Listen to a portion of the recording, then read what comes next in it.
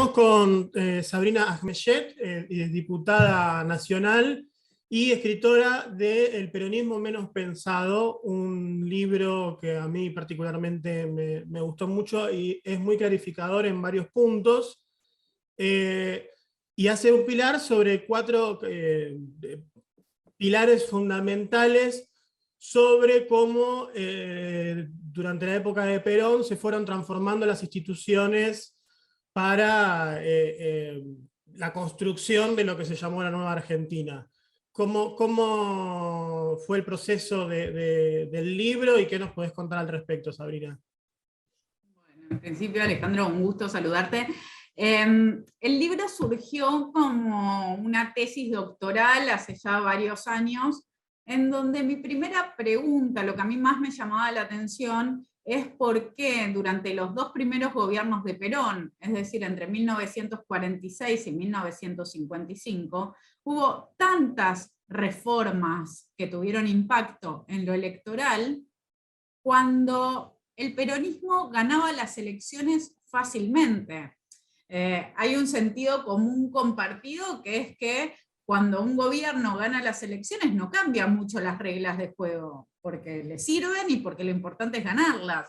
Y eso es un poco también lo que decía Perón, ¿no? Perón decía que para él las elecciones era solamente una cuestión cuantitativa, importaba contar los votos y ganarlas, no otra cosa. Pero al mismo tiempo, mientras yo leía estos discursos de Perón, lo que estaba viendo es que se detuvo a modificar tanto la técnica, tanto lo que tiene que ver con cómo se votaba, desde incorporar a las mujeres, lo que dobló el padrón electoral, como cuestiones de reemplazar una ley histórica de la Argentina que todos estudiamos en el colegio, que es la ley Sáenz Peña, de 2/3 y 1/3, en donde estaba incluida la representación de la mayoría en una proporción de 2/3, y la minoría también tenía asegurada la representación en 1/3. Esta es la famosa ley Sáenz Peña. Bueno, lo que hace Perón es reemplazarla por otra ley en donde en principio la representación de la minoría no está asegurada. Entonces, ahí ya hay un cambio súper importante. Pero mi pregunta era, ¿para qué hace esto Perón? Si él ganaba y tenía la mayoría de las cámaras y podía legislar a voluntad, y ahí es donde empecé a pensar cómo esto no se trataba solamente de una cuestión técnica, de cambios introducidos en los mecanismos de las leyes, sino que tenían que ver con las concepciones más generales de Perón sobre la política, sobre cómo concebía la sociedad, cómo concebía su rol como conductor y cómo estaba construyendo la nueva Argentina. Bien, uno de los puntos que trata el libro es el cambio del rol o del estatus de ciudadano. Es uno de los capítulos. Esto vos lo vinculás con el voto femenino. ¿Cómo era el ciudadano previo o cómo era concebido el ciudadano previo al peronismo, y cómo intentó formarlo el peronismo y cuál fue el resultado?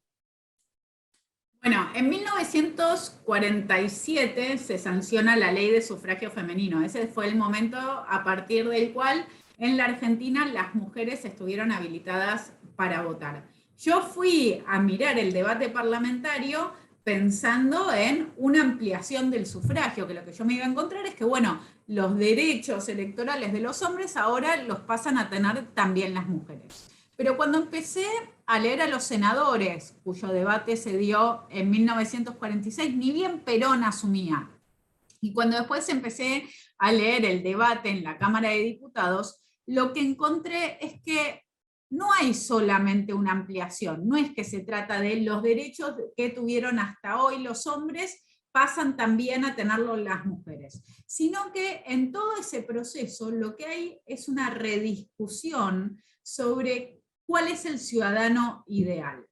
Y acá me puse a ver lo que pasaba antes, ¿no? Vuelvo a Sáenz Peña. Sáenz Peña, y en el siglo XIX se tenía la idea de que el ciudadano ideal era el ciudadano independiente, educado, informado, muy importante que estuviera alfabetizado, que pudiera leer y escribir para poder leer los diarios, para poder interpretar él mismo las noticias sin que otro se las contara, y sobre todo el ciudadano que iba decidiendo qué es lo que prefería, acá nos referimos en concreto, a quién prefería votar, a quién prefería elegir, a partir de las ideas, a partir de las plataformas, a partir de lo que los partidos políticos proponían.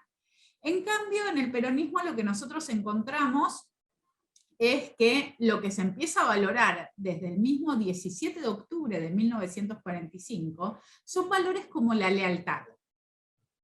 Y claro, la lealtad es todo lo contrario del pensamiento independiente o lo que llamaríamos el pensamiento crítico, ¿no? Cuando uno le es leal a una persona, a un líder, a un partido, está de acuerdo con lo que ese partido proponga sin importar qué es, sin cuestionarse qué es.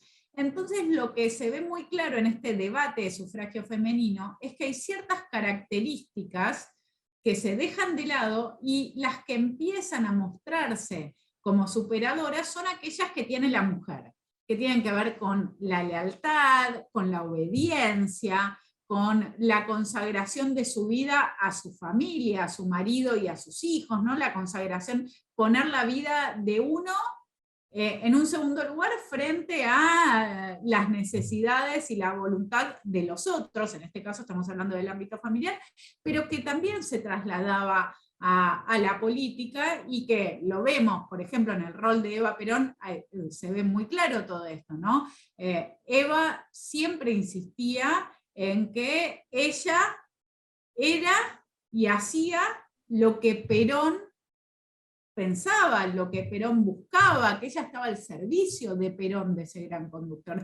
Entonces me pareció súper interesante, porque obvio, cuando nosotros hablamos de sufragio femenino y de que las mujeres tienen la oportunidad de votar, ¿qué pensamos? Es una medida súper feminista. Se le da un derecho que antes se le... Y sí, por supuesto, lo es, pero al mismo tiempo en un marco y en una concepción sobre lo que eran las mujeres muy tradicional. La mujer pertenece al hogar, la mujer es un ser obediente, la mujer es un ser que responde a la voluntad de otros. Y en ese sentido me parecía que era interesante poner en tensión estas dos cuestiones.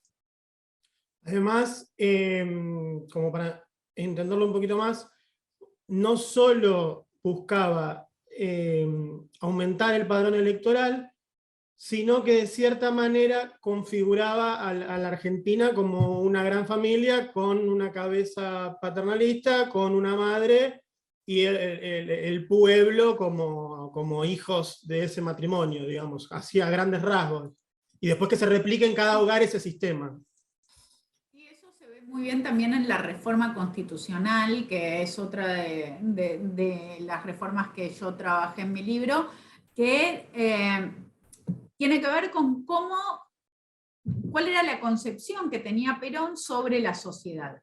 Y en este sentido, lo que imagina Perón no es una novedad, hay una larga tradición de este pensamiento que se suele llamar orgánico y que tiene una base en Santo Tomás de Aquino y en otras visiones cristianas e integristas, en donde básicamente lo que se plantea es que la sociedad es como un cuerpo, que tiene diferentes partes, está compuesta por diferentes partes, pensémoslo como un cuerpo humano, ¿no? Hay brazos, hay piernas, hay dedos, hay una espalda, hay una cabeza, hay un corazón, pero no todas las partes tienen la misma importancia. ¿En qué sentido? Una persona puede vivir sin una mano. No es lo ideal, es incómodo, el cuerpo está preparado para que tengamos las dos manos, pero se puede vivir sin una mano. En cambio, el cuerpo no puede sobrevivir sin la cabeza o sin el corazón. Entonces, esto ya desde la concepción le da a cada parte funciones y sobre todo importancias distintas. Y obviamente dentro de esta concepción, el conductor, acá encarnado por Perón, es quien representa la cabeza, quien representa el corazón, y después necesita la sociedad ordenada, pero ordenada en función del correcto funcionamiento de esta cabeza, de este corazón, de quien conduce. Y eso, básicamente, lo que hace es romper con una larguísima tradición que viene desde la Revolución Francesa, que plantea que todos los ciudadanos somos iguales. Acá hay ciudadanos que son un poco diferentes, y es el mismo Perón en Conducción Política el que remarca esto, en el que remarca que hay algunos que son los conductores, que conocen lo que hay que hacer y que no solo representan al pueblo, sino que lo encarnan, son ellos el pueblo, su deseo y el del pueblo es el mismo, y hay otros que se dejan conducir por este conductor, que es la masa. Esto es la interpretación de Perón, ¿no? Cualquiera que agarre Conducción Política y lea las clases que dio Perón en la Escuela Superior Peronista, ve esto claramente. Bien. Pasando a otro capítulo, un capítulo que tuve que ponerme a leer otras cosas para entenderlo y que pone en pensamiento cómo cuesta ubicarse en otra época en la cual no vivimos, porque las cosas eran distintas, es el capítulo sobre los territorios nacionales. ¿Querés explicarnos un poquito qué eran o sea, ahora está Tierra del Fuego, pero qué eran en ese momento los territorios nacionales y qué buscó Perón al incorporarlos para este mismo propósito? Por supuesto, porque está bueno lo que vos planteás. Nosotros ahora imaginamos la Argentina y es con los límites actuales, con la cantidad de provincias actuales y todo, pero esto es una construcción muy reciente y que durante el peronismo tiene una fuerte modificación. ¿Por qué? Porque antes lo que nosotros teníamos era 14 provincias y la capital federal, que son las 14 provincias que conforman a la Argentina históricamente, desde el siglo XIX. Después, provincias actuales como son las de la Patagonia, Santa Cruz, Río Negro, Chubut, también Neuquén, La Pampa, Misiones, Chaco, todas estas provincias actuales, durante muchísimas décadas, fueron territorios nacionales. ¿Qué son los territorios nacionales? Son lugares que dependen del Poder Ejecutivo Nacional, su gobernanza, es el presidente, era el presidente quien determinaba, por ejemplo, quién era el gobernador, y ese gobernador no tenía ni por qué haber nacido en ese territorio nacional, ni tenía por qué vivir en ese territorio nacional, sino que era un delegado del Poder Ejecutivo Nacional que iba a ese territorio, que era un lugar que no tenía autonomía, que no tenía autogobierno, no tenía la posibilidad de elegir a sus gobernantes, y que esto respondía a una concepción de fines del siglo XIX de entender que en estos lugares, en estos territorios, todavía no existían las condiciones suficientes para que se autogobernaran. ¿Cuáles eran las condiciones suficientes a las que hacían referencia en el siglo XIX? Cantidad de población y progreso. Cantidad de población, lo que planteaban es que había pocos habitantes y que todavía por eso no se conformaban como una sociedad. Y que por otro lado no tenían las instituciones de la sociedad lo suficientemente desarrolladas, y acá tanto por el lado de la educación, por el lado del trabajo, como para que se justifique que se gobiernen a sí mismas. Entonces, de alguna forma era como una tutela. El gobierno nacional las gobernaba hasta que estos territorios nacionales alcanzaran una mayoría de edad. Esa mayoría de edad iba a venir cuando tuvieran más desarrollo y más población. Bueno, fueron pasando las décadas, estos territorios siguieron siendo territorios nacionales, hasta que el peronismo decide provincializarlos. Lo que es interesante es que cuando el peronismo las provincializa, esto es un proceso que empieza en 1951 con La Pampa y Chaco, dos territorios que se convirtieron en provincia y que son bastante recordados por todos nosotros porque se terminaron llamando provincia Presidente Perón y provincia Eva Perón. Y que es un proceso, decía, que comienza con esos dos en el 51 y que va a durar hasta el 55. Y en este proceso lo que termina sucediendo es que hay una fuerte interferencia por parte del gobierno peronista para que a medida que se le daba la provincialización, también se peronizaban las instituciones de esas provincias que estaban naciendo, ¿no? Iba el Partido Peronista, iba el Partido Peronista Femenino, se daba mucha formación ciudadana y obviamente todo estaba regido bajo las ideas del peronismo. Entonces lo interesante ahí es, bueno, ¿qué pasa con las personas que vivían en esos territorios nacionales pero que no se identificaban con el peronismo? Cuando nosotros vemos las elecciones en esos territorios, cuando ya se vuelven provincias y votan, lo que vamos a ver es que la proporción que vota a peronismo es mucho mayor que en el resto de las provincias, que las antiguas provincias existentes. ¿Y por qué? Bueno, porque hubo un gran trabajo de construcción simbólica, de identificación de todos los habitantes que vivían ahí con las ideas, el imaginario y el liderazgo de Perón. Bien, me falta una reforma, ¿no?, del libro. Pues ya tocamos La voto ley de partidos femenino, políticos. la ley de partidos políticos, ahí está, no me la podía acordar. ¿Qué nos puedes decir de ese capítulo? Bueno, la ley de partidos políticos es una ley de 1949, que es una ley súper interesante porque es la primera vez, el primer país que hizo una ley de partidos políticos fuimos nosotros, fue la Argentina. Y ahora son re comunes las leyes de partidos políticos, existen en todo el mundo y marcan el funcionamiento, digo, desde el nacimiento, el desarrollo, hasta cómo se deshace un partido político.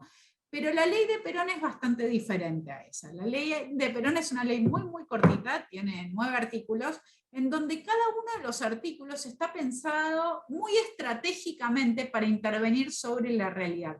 Básicamente lo que, no quiero spoilear todo el capítulo, pero lo que yo trabajé es como esa ley es pensada tanto para ordenar hacia adentro el partido peronista. Perón busca eso, porque hay muchos que ven claramente una referencia en Perón a nivel nacional, pero que no están muy convencidos que los candidatos que Perón propone en cada provincia o en cada localidad sean los mejores. Entonces lo que empieza a suceder es que se crean partidos que se referencian a nivel nacional con Perón, pero que disputan elecciones a nivel local, a nivel provincial, con el partido peronista. Bueno, Perón prohíbe eso, por un lado, pone muchísimas trabas a quien se quiera ir del partido peronista y formar una fuerza nueva o incorporarse a otra fuerza existente. Por ejemplo, no los deja ser candidatos en las siguientes elecciones.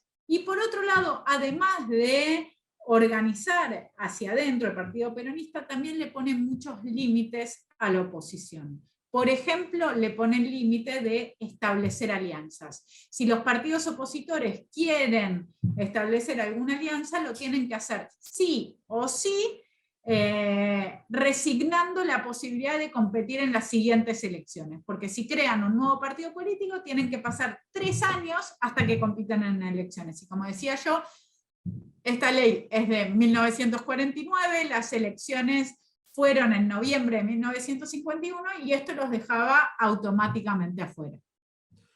Bien, el libro trata sobre leyes, básicamente, sobre tratamientos en el Congreso, pero si uno analiza un poco más la historia del peronismo, esto va más allá también del Congreso. Yo pensaba, por ejemplo, en uno de los tomos de Félix Luna, habla mucho sobre la pelea con Cipriano Reyes, y enseguida lo vincula con cómo la CGT fue moldeando el resto de los sindicatos para que, o sea, cómo fueron disminuyendo a medida que fueron pasando los años la cantidad de paros, la cantidad de protestas, etc.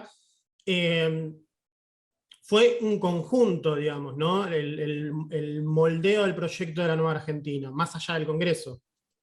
Absolutamente. De hecho, una de las cosas que yo planteo en el libro es que esta es un binocular, es una forma de mirarlo, algo que se produce durante el peronismo en diferentes esferas. Vos hablás de lo que sucede en la CGT y con los sindicatos. Otro tema desde el cual se podría pensar también es el tema de la prensa. Lo que hace Perón es, durante la campaña electoral, la gran mayoría, abrumadoramente, de diarios en 1945-46 eran contrarios a Perón, pero Perón a lo largo de los años va a ir comprando estos diarios, presionándolos para que cierren, presionándolos para que cambien sus líneas editoriales, y de hecho cuando termine su gobierno en 1955 van a ser todos diarios oficialistas, con la única excepción del diario La Nación, que sufre un montón de presiones, pero bueno, sigue existiendo.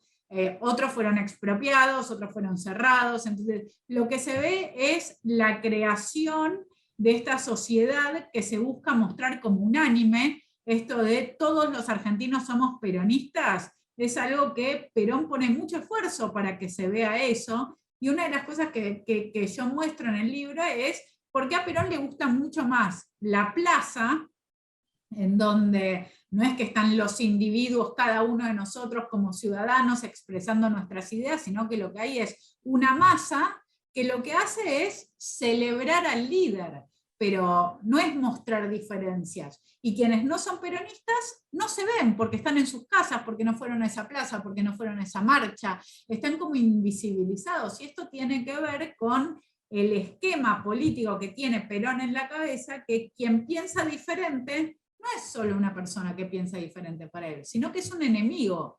¿Por qué? Porque los intereses de Perón, las ideas de Perón, son aquellas que representan el bienestar de la nueva Argentina.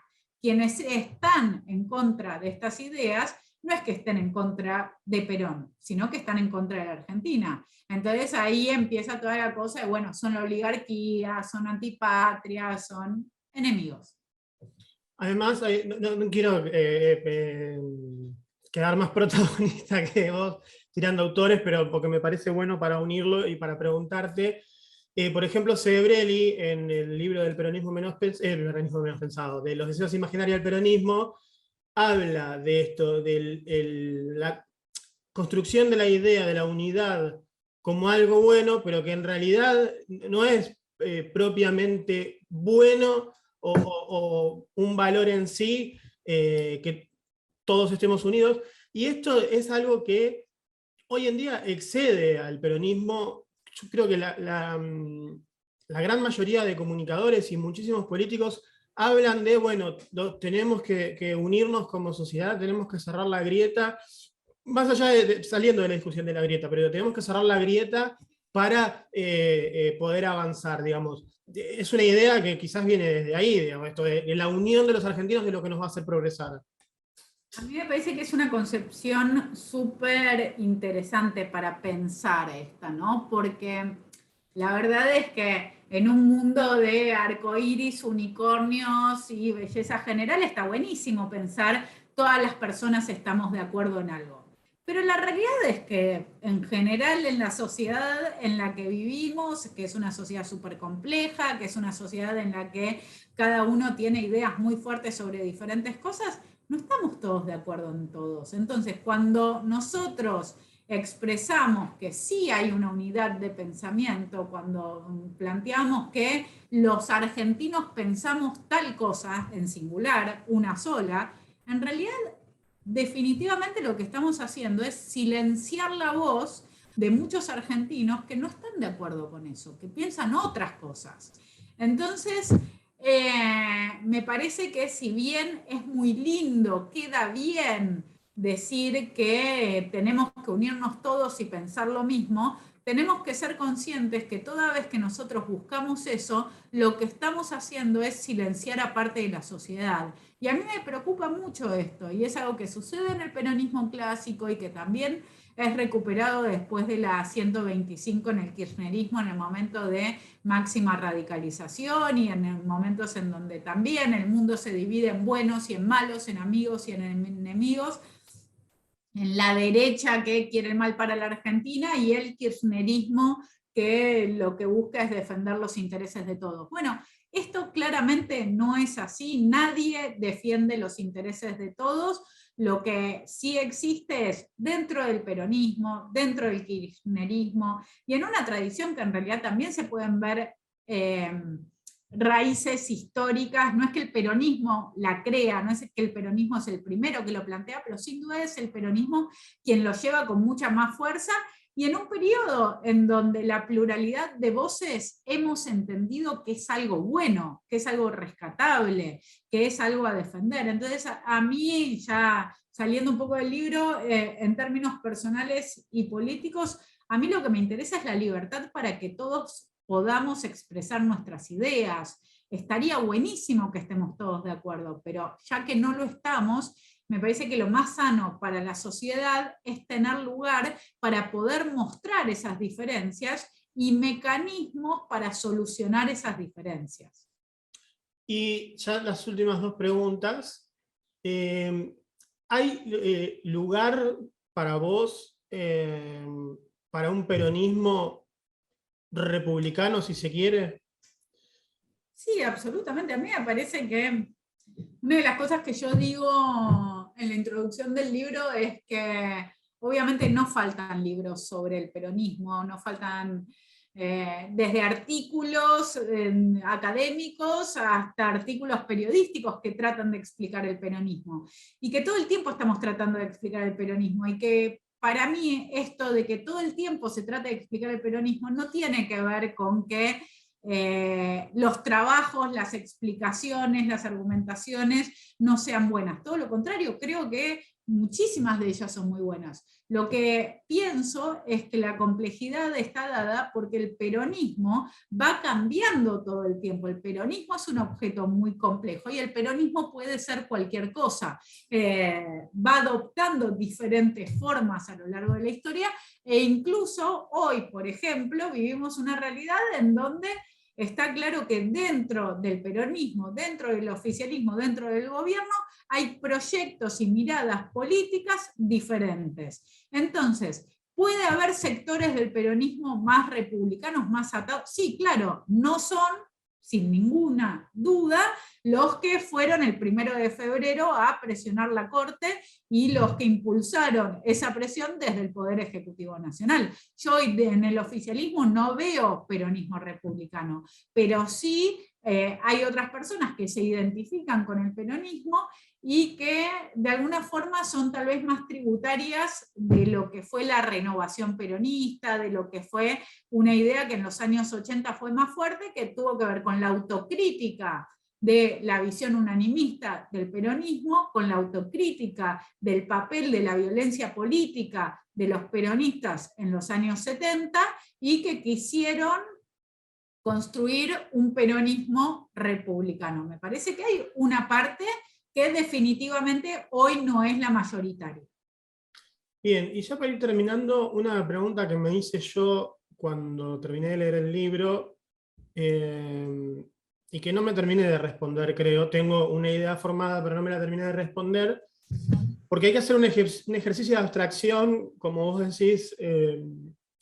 Esto, por ejemplo, el papel de la prensa o ciertas cuestiones que no se pueden dejar de lado, pero a la vez habría que dejarla de lado para hacer esta abstracción, que es si es algo malo o algo bueno, o simplemente hay que analizarlo como un hecho histórico, que cuando llega un gobierno nuevo o una fuerza política nueva, sin tradición, moldee las instituciones para, para tener fuerza y tener gobernabilidad, porque también hay ejemplos de gobiernos que llegaron y al no tener fuerza ni gobernabilidad terminaron cayendo enseguida por distintas circunstancias, digamos. No vamos a poner a analizar uno por uno, pero digo, en un punto, no sé si es hasta un mal necesario, digamos, a eso. Eso terminó siendo como un poco una conclusión en mi cabeza, pero digo, no terminé de responderla, por eso te la quería preguntar. No, en principio me encanta que el libro abra preguntas, ¿no? Y haga pensar sobre otros temas, y que el análisis de una experiencia histórica que es muy cercana, porque estamos hablando del peronismo y todos los argentinos hablamos siempre de peronismo, esté en el gobierno de peronismo o no esté en el gobierno de peronismo, que no se cierre en sí misma la lectura, sino que invite a pensar en otros temas. La verdad es que me genera mucha alegría. Yo tampoco tengo una respuesta cerrada frente a tu inquietud, porque lo que yo creo es que cuando un gobierno asume, tiene que encontrar las herramientas de gobernar, de ejercer el poder, de empoderarse en su papel en el que la ciudadanía lo puso. Pero lo que sí me parece que es claro, y no hay que repetir jamás de la experiencia del peronismo, es la construcción de una lógica institucional que niegue a parte de la ciudadanía, que le niegue representación, que le niegue voz, que no le dé un lugar dentro de la comunidad política. Eso está claro. A mí me parece que una cosa es que se busquen los mecanismos para que quien es elegido por la ciudadanía tenga la capacidad y las herramientas suficientes como para llevar adelante los cambios que la ciudadanía le pidió que encarnara. Pero de ahí a crear un sistema institucional, como hizo el peronismo, en donde se excluye la voluntad de una parte importante de la ciudadanía, ahí sí mi respuesta es claramente contraria a eso. Bueno, Sabrina, te agradezco mucho tu tiempo y bueno, estamos en contacto. Un placer, muchísimas gracias por el interés en conversar en el libro y quedamos en contacto para futuras conversaciones.